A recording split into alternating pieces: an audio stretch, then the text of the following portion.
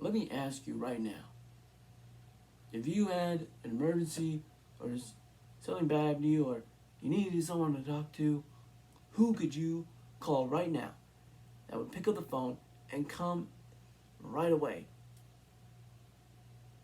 You see, I bet a lot of us, that person that comes to your head immediately. Now, if you got to think about, oh, will this person show up or will they not? Then they probably won't show up. A lot of people say, man, I'll be there for you. You can count on me. But I honestly, truly believe that actions speak louder than words.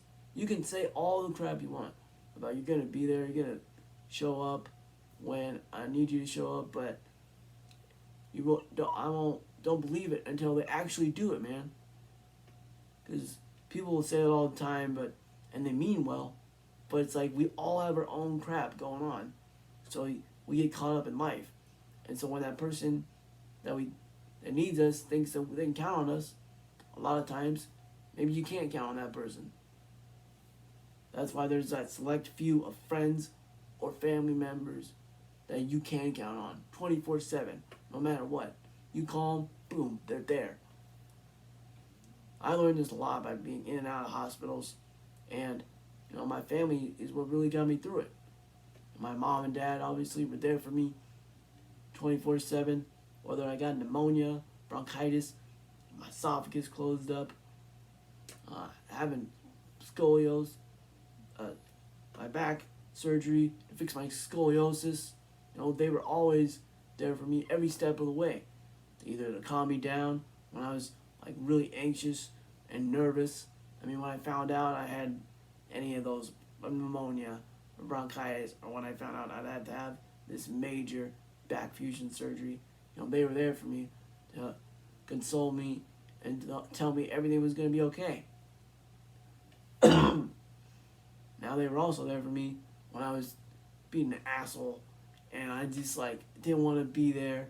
I remember being at the St. Louis Children's Hospital for my back surgery, and I'd have some days where I didn't want to talk to anybody and I wasn't the nicest person to be around. My parents would just tell me to suck it up.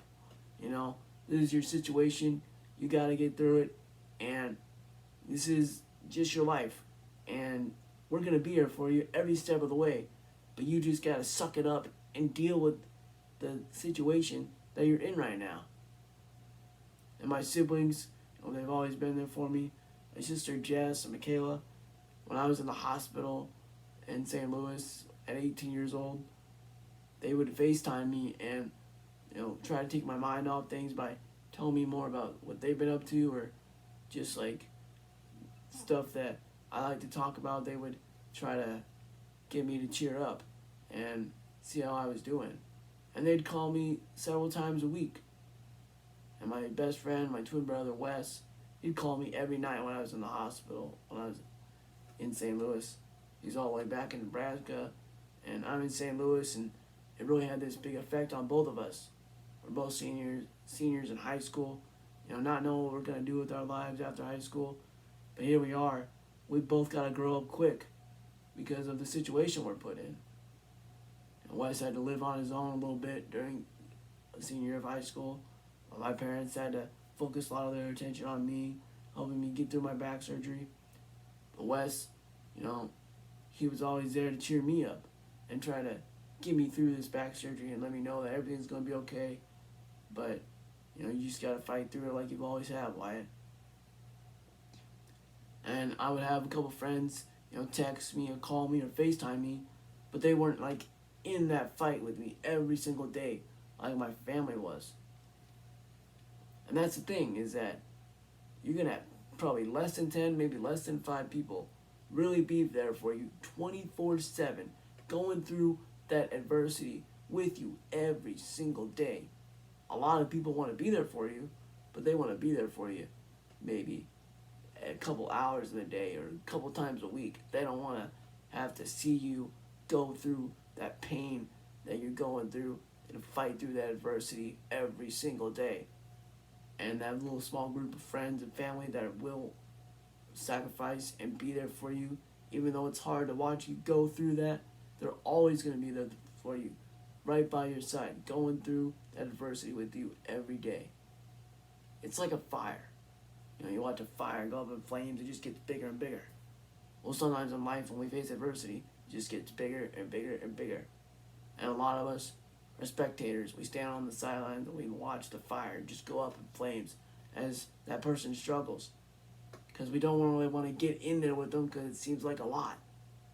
But then there are a select few that will go into that fire with you of adversity and fight with you side by side, encouraging you to not give up and not quit when things get hard.